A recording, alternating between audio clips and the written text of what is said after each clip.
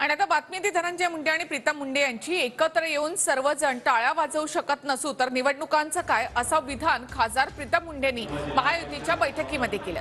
तर विधानसभेपर्यंत गोडगोड बोला, लोकसभेनंतर विसरू नका असं आवाहन धनंजय मुंडेंनी महायुतीच्या बैठकीमध्ये कार्यकर्त्यांना केलं आहे। आपण तिळगुळ आणलेलंच आहे, बाहेर हायच ठेवलाय, तोंड गोड करून जा आणि कृपा करून विधानसभेची निवडणूक होईपर्यंत गोड गोड बोला, नाही तर खासदारकी झाली आणि संपलं।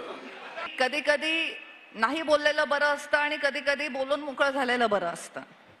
मी धोंडे साहेबांनी जेव्हा म्हटलं की माझा पहिल्याचा 2014चा विक्रम पण आपण मोडीत काढू, नवा विक्रम स्थापन करू, आनंद झाला, टाळ्या पडल्या, पण टाळ्या इकडेच पडल्या या गटामध्ये। जर एखाद्या मुद्द्यावर आपण सगळे एकत्र मिळून या हॉलमध्ये टाळ्या सुद्धा वाजवू शकत नसू तर पुढच्या निवडणुकांमध्ये आपण एकत्र येऊन किती हातात हात धरून काम करणार आहोत ह्याचा सुद्धा विचार करायची गरज आहे।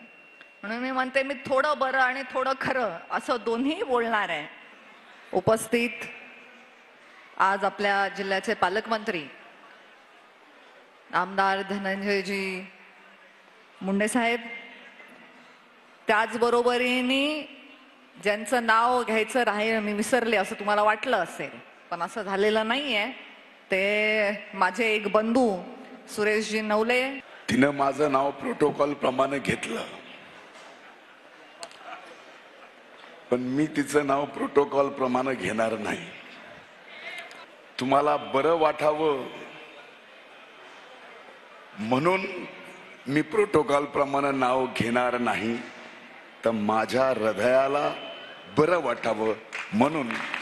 बीड जिल्ह्यातलंच नाही तर महाराष्ट्राच्या राजकारणातली कुठलीही मोठी राजकीय घडामोड आज साहेब जाऊन 10 वर्ष झाले तरी सुद्धा पार पडत नाही, त्या मुंडे साहेबांचा प्रोटोकॉल मध्ये नाहीये फोटो, हे कारण खरंच मनाला पटणारं नाही।